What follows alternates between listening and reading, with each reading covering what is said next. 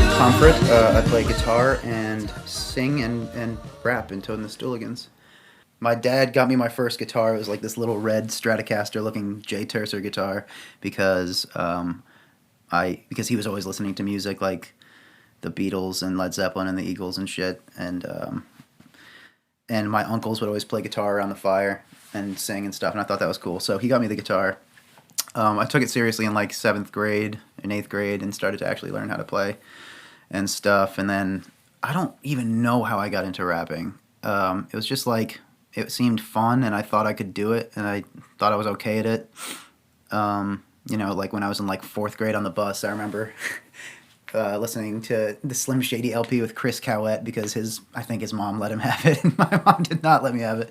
So a lot of the other stuff is, this is like been in the works for a few years. So a lot of these songs have been like written and then like a year passed. So they kind of just like morphed into something else and like were rewritten. We demoed them and then we, another year passed and we like, wrote them again. And then when we hit the studio, it was like, these are the ideas. So that's what happens with songs.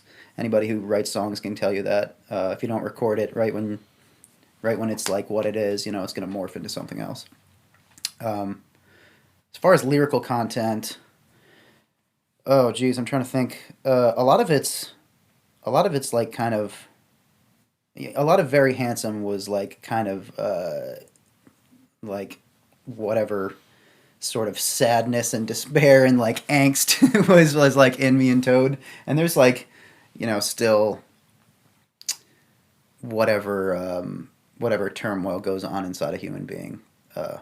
But I think that we became a little more comfortable writing, like being able to write happier things for this album, which is different from what we'd been doing. It was definitely a shift from like how can I write the deepest part of like why I'm not happy when I go to bed at night, to like maybe it's okay to be happy every once in a while and write about it. Not everyone's happy all the time, but like maybe that's okay every once in a while. Yeah, we did have some literary influences. As some people have already guessed, the song Little Green Light is pulled from the story of The Great Gatsby, which I always thought was a really cool story. It's like just like this stupid romantic who's like just can't live in real life. He's just like, I'll just be rich and throw these crazy lavish parties, and like looking across the water to the other island in Long Island and just being like, just come here, look what I've done. And it was just, I don't know, I liked the book. So we decided to go with Brian Caudy at Teal House Studios because we had a good relationship with him. He had drum teched on our other albums before with the Morgana Phase and on a Very Handsome. And he decided to set up his own studio. He just like had all this great gear and he was so enthusiastic and passionate about it. And we were like, yeah, that's the guy. So we recorded the drums with him. Oh, and we also had recorded a couple of singles with him. We recorded Swerve and another single yet to be named. So we knew, that he was good at what he was doing. So we recorded the drums and the bass at the same time, and then like we cut the bass tracks out and redid the bass, but just so the drummer and the bass could lock into a groove and get the drums down. Then the basses were all recorded and more with more precise fine-tooth comb sort of dealing. Then I think we did guitar after that, and that was so much fun because Brian is into doing like practical stuff sometimes. I remember we put like this really shitty old guitar amp.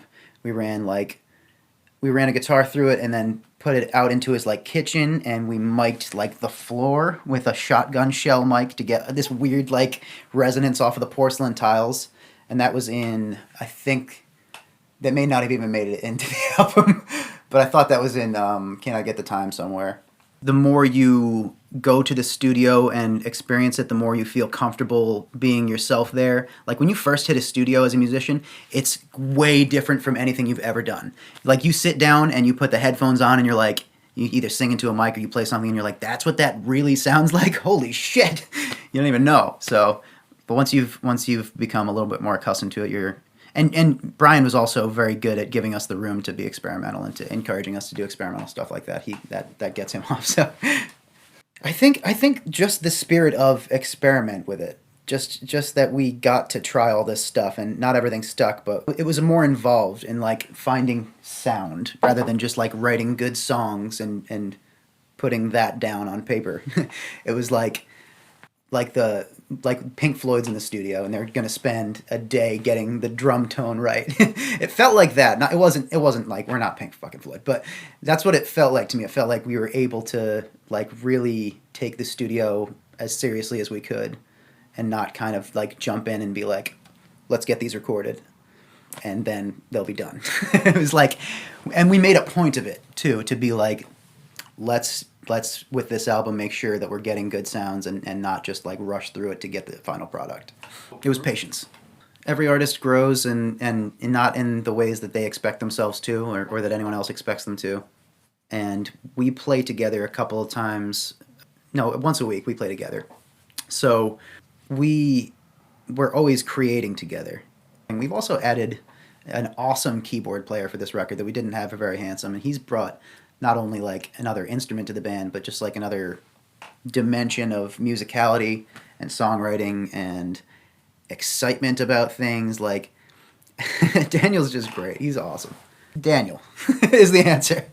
Daniel is the difference.